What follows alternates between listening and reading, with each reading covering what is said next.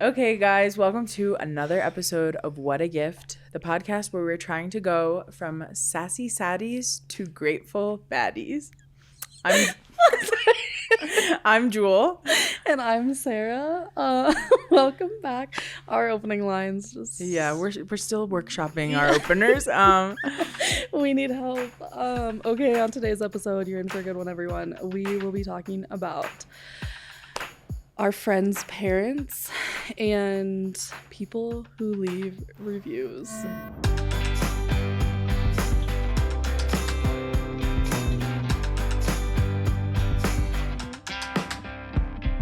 So, Heroes among us. Seriously. They should get medals. Anyways, how are you doing today, Jule? Doing great. I'm excited. I'm going on a little weekend trip coming up to see some old friends, and it's like there's certain friends in your life who it's like as soon as you touch down, like as soon as you're in the same place as them, it doesn't matter what you're doing.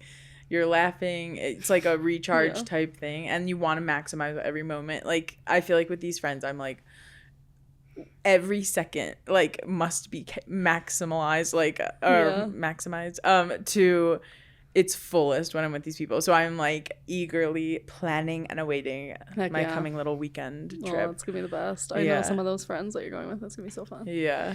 What about you? Jealous. How you been? What's new? I have been doing well. Thank you so much. The true ones know. The gifties among us know. The gift of ABBA. And it was recently recommended to me by someone we know. Someone in the room. To listen to the discography of ABBA. And honestly, I got in my car this morning, turned it on, and you couldn't have been more right. It sets the tone. Yeah. It sets the tone. It just puts you in a good mood. So I've been grateful for that. It really set the tone for me today. Love a good ABBA. It's the soundtrack of joy.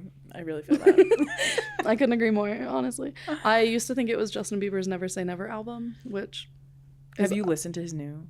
Okay, I was in and out. Well, I had it on in the background one day while I was doing stuff. I haven't so I wasn't locked in. Okay. But yeah, some of it was what I heard. It was good.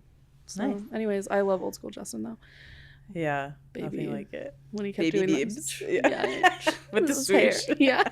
Bieber hair. So anyways, overall, can't complain. Doing well. Good to see you again. Yeah, you too. Yeah, thanks. Okay, so we're unwrapping some fun gifts today. We are unwrapping them. Yeah. Am I going first? Or are you going first? I can go first. All right. Tell us about friends' parents, Jule. Yes. Okay, the gift I'm unwrapping today is friends' parents. Okay. My parents may be wondering why not just parents. But we're gonna really explore the gift of friends' parents today. Okay.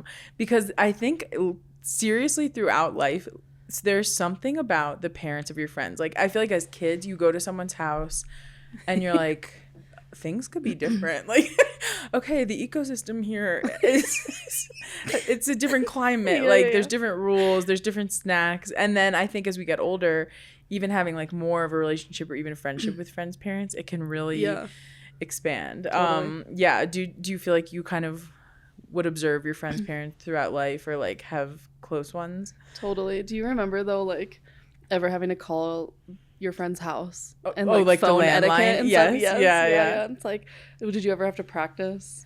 I feel like this just came to my mind of flashbacks. As a kid, I thought I was like a professional receptionist. I love using the phone. I'd be like, "Hi, Mrs. Doman, what's that?" You know, like I would just like dive right in with whoever. But I feel like I would get so nervous when there definitely were some heart beating landline moments. But I'd be like, "Can Jessica come over for dinner?" And they're like, "You have to call her parents and ask." And I'd be like, "Okay," like dial the phone, like. Is this Mrs. Merrill? Like, yeah, it's crazy. We had to do that. Yeah, it is crazy. But anyways, I did. It was, I think, the different rules and the different snacks. When you said that, I was like, whoa, yeah. I remember being like, wow, you can eat that at any time of day. Like, wow, your parents buy that? Like, seriously. Wow, we like don't have to tell them if we're gonna shut your bedroom door. Like, I don't know. It was just crazy. Yeah, I know. In my house growing up, so we had a big family and we had wood floors and stuff, and there was a rule that we couldn't have bare feet. Like you could wear socks or slippers or whatever, but like I think my dad just didn't like the idea of like your grubby, sticky little feet all over the floors. And so I thought that was just, I still to this day, Standard. like my shoes are locked on. I'm like it's illegal to have bare feet. But then I would go over someone else's house and at the door they'd be like, take your shoes off. I'd be like, what? So yeah, I feel like the like get those different dogs out. the different laws in households crazy. that parents would lay down, like, were always so crazy. But then I guess crazy, like the differences. But as I've gotten older, friends' parents have gone from like an exotic like thing to visit to such a gift in my life where I have a couple of friends where it like when someone else's parent kind of scoops you up and takes you under their wing, it's such a nice feeling. And I think in general our parents like shape our identity so much. The way they speak to us has such an impact. There's so much about like that love that makes us who we are, and like so it's to a lesser degree when it's from someone else's parents, but there's still something really special about even just like my old roommate had such a like provider type mom, and she would go to Costco and like show up at our apartment with like a ton of paper towels and toilet paper, and she'd be like, hi girls, like,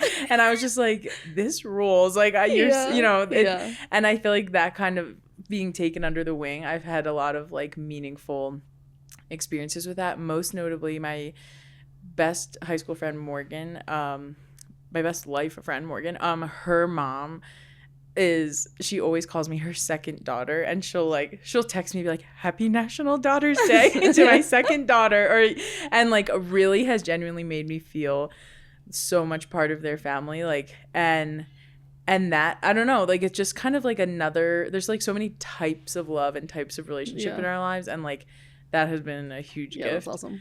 Yeah, have you had any friends' parents scoop you up in that way? Yeah, totally. One it was like a long distance one, but when I was living in Chicago, I had a roommate named Christina, and she is half Filipino. Her mom's like full on Filipino. She was the best. I to this day have not met her in person, which is a travesty, but she would call her mom, and every time she'd get off the phone with her mom, she'd come back into the room and she'd be like, she's like, my mom said, how's Sarra? Like, how is she? And like she would like remember things that Christina told her about what I had going on in my life, like what I was up to and stuff. And she would like specifically ask like, how's Sarra? How's her, how's her dad? Or like, how's her mom? How's her whatever? Oh, like, that's so based sweet. on what Christina said, it was so nice. And then there'd be a few times where she would like send things with Christina, or like send like money back with Christina or whatever, and she'd be like, take Sarra to dinner. Like, oh, that's so it was nice. just so nice. But yeah, I have some friends that their parents are the best. My friend Kaylee, I went to high school with her and then college before she transferred. Anyways, we call her mom Chrysalicious.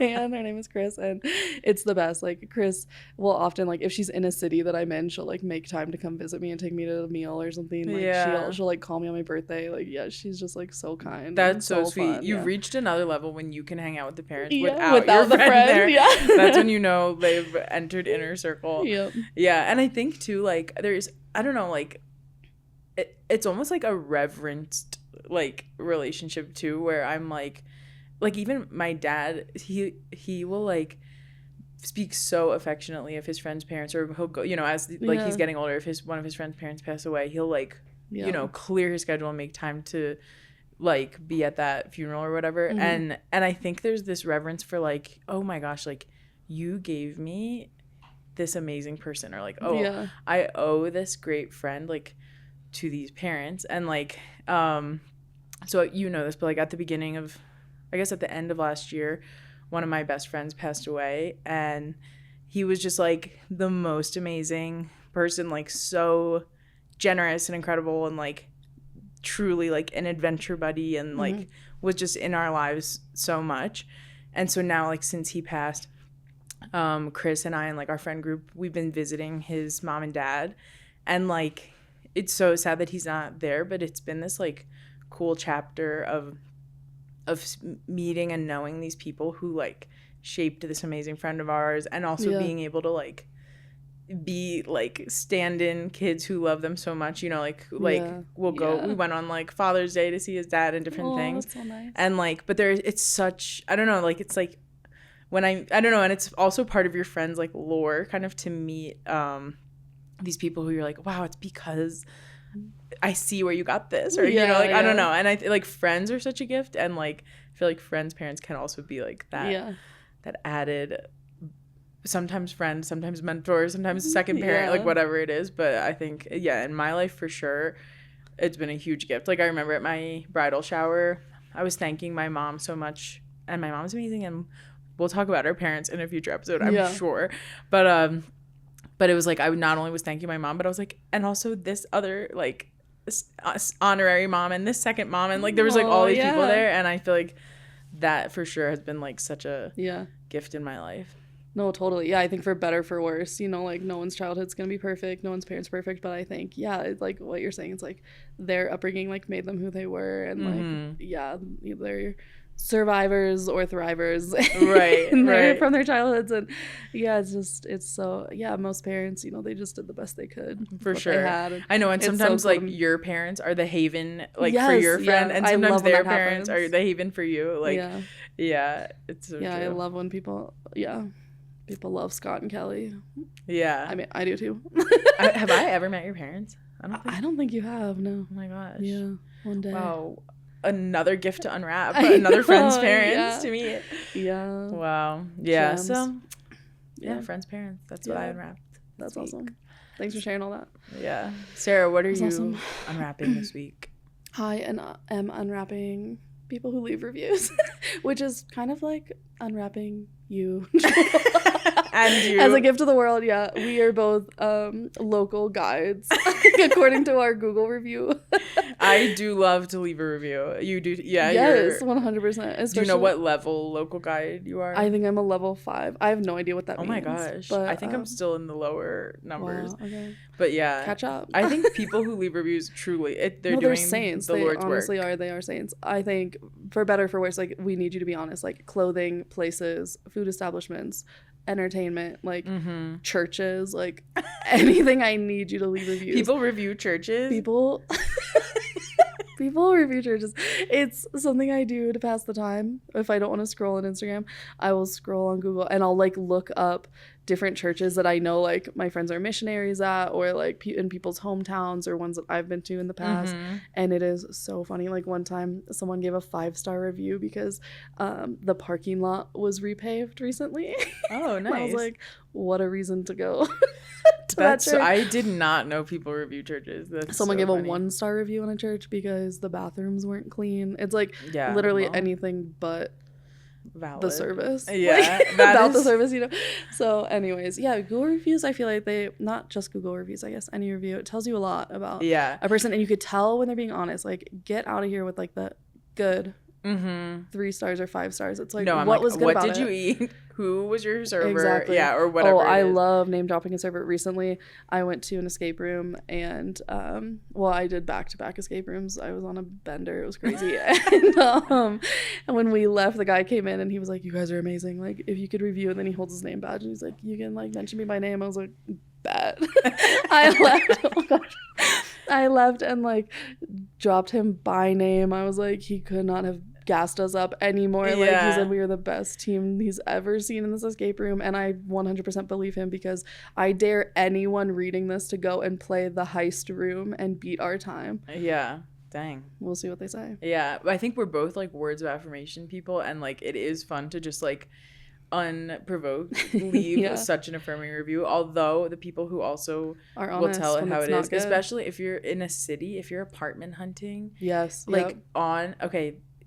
be on Zillow or something, and the apartment will look stunning. You'll be like, and you'll suddenly be envisioning like this life for yourself. Like, should I live in this high rise? Like, wow, they have all these amenities. And then you go on that building's reviews, like on Google or whatever, and people are like, 1 star, we live in a shack. Like, you suddenly like see this other side to They're it. nickel and diming us. That has saved me actually so many times.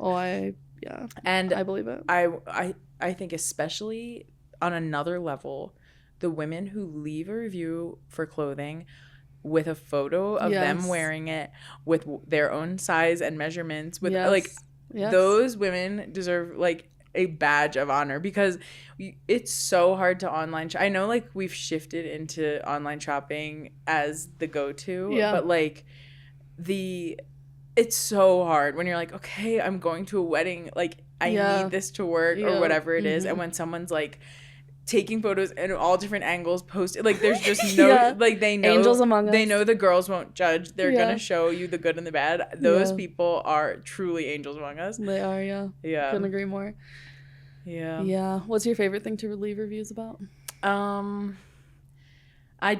mean, Philly is a very like foodie city, and I love a good kind of like local restaurant or cafe, and especially if someone like, it's so much work to open a restaurant, and it's hard to like keep it open and have like a good standard of excellence and stuff. So like if I see like some hardworking person open a new place, like especially if there's a new place in my neighborhood, I will go patronize and review, like amazing. Because I admire that so much. People who are just like, this is my dream. Even like, okay, this is the name of my restaurant. These are the offerings, whatever it is. Like, I feel like such an emotional, like, it's like an ownership. It's I'm like, this is literally your like American dream, and I must support, totally, I don't know. So I love to do that. But there was a time where I really thought that I wanted to be like a film reviewer. Okay. And so do you have Letterboxd? Do you know that app? It's like a movie review app where you can like log the movies you watch, and I should do and that. Like you can just like give them like a star rating if you want, or you can actually say a review. But I love to see like, oh, my brother just watched whatever, like, and to see what he thought. And so I feel like film reviews are underrated, but like, I mean, Rotten Tomatoes like guides me so much if I'm gonna choose a movie, so I feel like people who review movies, like I didn't ultimately go down that path, but I love a good movie review to read as well. What about you? What do you think is like the most important type of review? I think I just like helping people. So like, one, if it's a standout experience, I'm gonna review it. Or two, if like if I learned something from my experience in that thing that could help someone else, like things I would have done differently, I'll put that in. So like if I go visit a place or a thing, like I'll be like, park in this place, it's gonna save you time and money, or like this was awesome, next time I would have done this, right? Like I think like giving helpful hints, I think that's the kind of stuff, because I think like going somewhere by yourself to meet up with friends, or like I don't know, maybe something about being a woman, it's like you can like it's like I want to know exactly, like I want to look like I belong, and like I've been there before, so I want to like, if I'm gonna park downtown on the street or something, like I want to know like exactly like where to turn, what door to go in, and all those things. And so if I feel like it's like unclear somewhere, or that it made an awkward experience for me, like trying all these wrong doors that are locked or something, like I am saving someone else that humiliation. All of this is stemming from like a really specific past experience. But also I think, I guess one like dark side to reviews, I would say.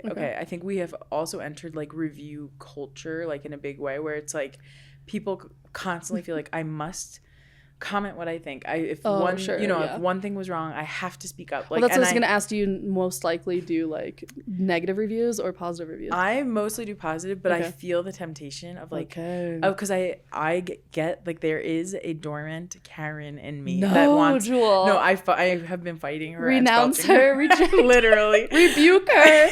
I know, but I will feel like like in my mind I'm like, no, I'm helping them. I'm like, they need to know that they could be doing this better. Like that's how but like the number of reviews I've like backspace like not posted, because I'm like, actually like this is someone's dad who opened a restaurant, and like just because like my food took forever or whatever it is, like I don't know, like, but I do think our culture has gotten like a lot more entitled and like that makes sense. Opinionated on like what I think matters, and like, and it can, I don't like, and I think like commenting culture is sort of like a sub group of reviewers of people who have to say like their piece. This is what I think about how you look or what happened. And so like, so I ultimately think people who leave reviews are a gift, but I feel like sometimes myself being drawn to the dark side of oh, what if I just want to like gripe about something, or like rebuke it. It's not your critical place. Yeah, so I think like I guess having discernment with how we review, you know, because we don't want to just Karen out there, because sometimes you just catch something on a bad day, you know. Totally. So I feel like that's kind of an inner demon I've had to wrestle with when it comes to leaving reviews. But overall, I would say I'm proud of you, Jule. For the culture. Yeah, I'm proud of you. And honestly, I'm just grateful that people do it. At the end of the day, you exercise prudence as you're filtering them, but I think they're more helpful than they're hurtful. For sure. So they are a gift to me, and I stand by that. Yeah.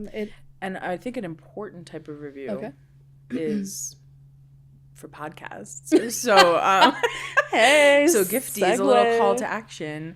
You should leave us a review. And keeping in mind the thing I just said about discernment and being critical, really focus on the gift and the good, but leave us a review, because it actually helps. So when podcasts get reviews, it really helps. And we're in our people want to know what they're getting into, our fledgling days as podcasters, so we would love it. Totally. But yeah, I think we should close it out. Closing segment. This was a fun one though. Today we are closing with another fiery round of my gift to you. Okay, we're gonna give each other some recs. Yeah. My gift is short and sweet. It's a nail polish brand. I'm not sure if you've heard of it or used it, but recently I've been put onto Olive and June. Oh, I've nails. Seen it. Okay. The little not cylindrical tube situations. My former roommate had like their gel kit, and it's so easy to use. They do everything they claim their marketing is spot on. It's awesome. They've got great colors. A little bit on the pricey side, but my self-done gel manicure lasted 2 weeks, I think. Wow. Like, it literally did what they said. That's really impressive. It was awesome, and I know you paint your nails a lot, so yeah, I'm definitely a DIY nail polish person. Mm-hmm. Okay, I love that. Yeah. Gosh, okay. My gift to you. My gift to you, Sarah, is I think you should have a little movie night and watch the 1990-something film You've Got Mail. Okay. Have you watched it recently? Okay, so I hadn't watched it in years, and last fall, my roommate that I was living with at the time, she has every year a fall party, a fall theme party. She makes an amazing fall meal, like butternut squash soup, and like it was like so good. And we watched You've Got Mail, so it was a revival for me. I think you can watch You've Got Mail in any season. Perfect. Because it has actually all 4 seasons if you have the eyes to see. But it is a good fall movie though. But it's just one of my comfort movies. Yeah. And something about the old technology and the laptops and the instant messenger and Meg Ryan at her peak cuteness and the whole like enemies to friends to like that whole arc. I mean, sometimes you just need to check back in. Totally. With You've Got Mail. So that's a great recommendation. Thank you. And gladly receive it. This has been a good one. It has. Gifties. We love friends' parents. We love people seriously shout out to our friends' parents. You know who you are. Mrs. Bookheimer, I'll love you forever. And Gifties, make sure you follow us on Instagram. And if you want to join in on the conversation for any of these gifts or topics, you can always DM us, always leave a comment. Leave us a good review. And as you've learned by now, we're scrollers. We're on there. And we admire reviewers. Yeah. So, Sarah, where can people find you? People can find me on Instagram at Sarah Raw. What about you? I'm at Copacabana. The O is a 0. And Gifties, we love you. We'll see you next time. Yes. Don't forget, life is a gift. So receive it. Bye. Bye.